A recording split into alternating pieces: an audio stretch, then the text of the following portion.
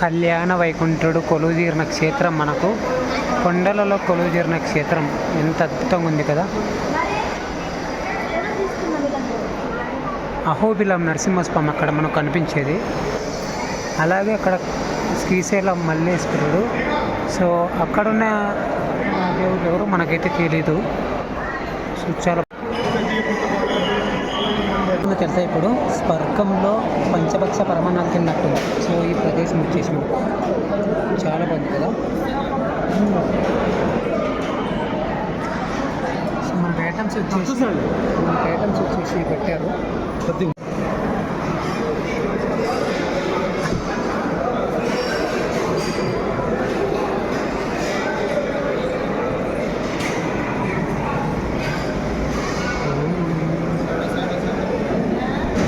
స్వామివారి మహాప్రసాదం అంటే మనకి ఇక్కడ చాలా అద్భుతంగా ఉంది కదా. సో మనకి ఇక్కడ సేవ చేయడానికి భక్తులకి పర్మనెంట్ అలాంటి మెడలు వేసుకుంటారు చూడండి, అది పర్మనెంట్ ఇవ్వరు కానీ. సో మనం ఎన్ని రోజులు చేసి అన్ని రోజులు ఇస్తారు, తర్వాత మళ్ళీ వెనక్కి తీసుకుంటారు అన్నమాట. ఓకేనా.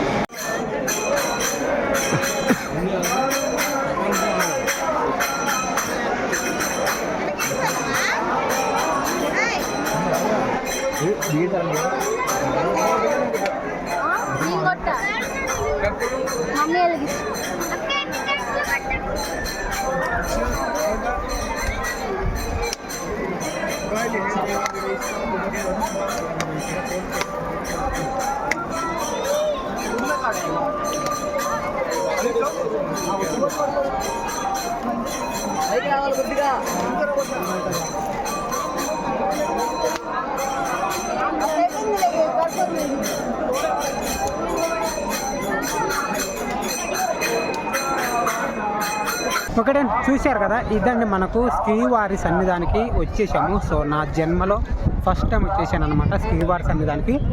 చాలా చాలా బాగుంది. సో అలాగే చాలా అదృష్టం కూడా నాకు ఈరోజు. ఒకటే నాకైతే అక్కడ నుంచి దర్శించుకోవాలనే కోరిక తీరిపోయింది.